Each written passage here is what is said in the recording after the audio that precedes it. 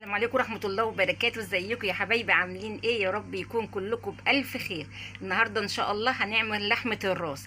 خليكم معايا وشوفوا هنعملها ازاي. اهي في المية اللي بتغلي لمدة 5 دقايق، بس 5 دقايق تغلي كده غلوة، ونقوم ايه دلقينها. ما هي يا جماعة خدت غلوة على النار لمدة 5 دقايق 6 دقايق كده، وبتطلعيها على طول. اهو يا بنات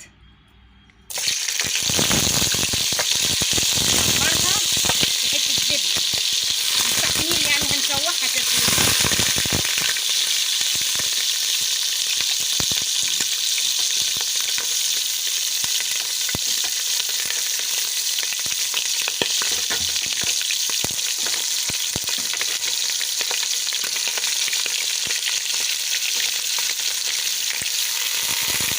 مجرد نشوحها كده، بنشوح معاها بصلايه وجزرايه وفصين حبهان وفصين مستكه، وكل الحاجات اللي انت بتحبوها حطوها. اللحمه اتشوحت اهي، هنحط لها ايه شويه طماطم.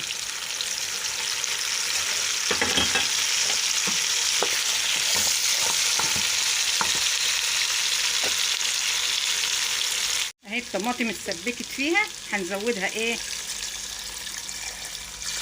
هنزودها ميه ونسيبها ايه خلاص دخلت في السوا اهي. هنحطها في طاجن بقى وندخلها الايه الفرن. يا جماعه حطيتها في الطاجن وهحطها في الفرن. ما شاء الله شكلها حلو جدا اهي بعد ما طلعت من الفرن. بصوا يا بنات، انا بختصر الفيديو قوي عشان ما حدش يتضايق ويقول الفيديو مدته طويله قوي. يلا يا بنات، اللي ما اشتركش في القناه يشترك ويفعل الجرس عشان يوصل له كل جديد من عندنا. مع الف سلامه.